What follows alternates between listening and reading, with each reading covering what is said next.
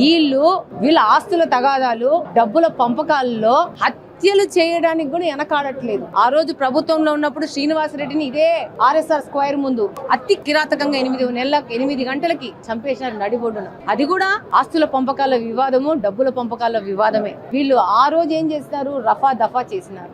ఈ రోజు ఏం చేసినారు? ఒక పక్కా ప్లాన్ ప్రకారము గొడవలు సృష్టించి దాడి చేసి, దాడికి గురైన వ్యక్తి రిమ్స్ కి వెళ్తే అక్కడికి కూడా ఎంటబడి ఆ వ్యక్తిని చంపజేసి, వాళ్ళకంతా తెలుసు ఈ స్కెచ్ అంతా. ఎందుకు ఆ మనిషిని చంపినారు, ఏం చేసినారు, ఆ దాని వెనక ఉన్న వాళ్ళు ఎవరు, ఈ కార్పొరేషన్ లో పెద్ద మనుషులు ఉన్నారని తెలుసు, దాని మీద పెద్ద తలకాయల సపోర్ట్ ఉందని తెలుసు, వాళ్ళ పంపకాల్లో ప్రాబ్లం లోనే చంపినారు. వెంటనే దానికి గాంజా మాస్క్ ఇచ్చినారు. ప్రతి ఒక్కరూ వాళ్ళు చేసిన నేరాలకి వాళ్ళు శిక్ష అనుభవించుకునే పరిస్థితి ముందులో ఉంది. వ్యక్తుల పేర్లు కూడా బయటకు వచ్చేసాయి. సిస్టమ్ ని కాంప్రమైజ్ చేయాలనే ఉద్దేశంలో వీళ్ళ వెనక ఈ పార్టీకి సంబంధించిన నాయకులు పెద్దోళ్ల సపోర్ట్ తో వీళ్ళకి అరాచకాలు, కిరాతకాలు మొదలు పెట్టారు. చట్టం తన పని తాను తీసుకుపోతాది, ఎవ్వలని వదిలే పరిస్థితి లేదు.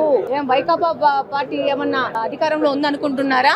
తెలుగుదేశం పార్టీ ఉంది. నిర్మోహమాటంగా, నిర్భయంగా నేరానికి పాడుపడిన వ్యక్తులు డెఫినెట్ గా శిక్షను అనుభవిస్తారు. ఈ యొక్క విధానాన్ని కడప నుంచి మనం అందరం పాలదోరాలా. ప్రతి ఒక్క సామాన్యుడు గుండె మీద చేయి పెట్టుకొని నిర్భయంగా పండుకునే పరిస్థితిని కడపలో తీసుకురావాల్సిన అవసరం ఉంది.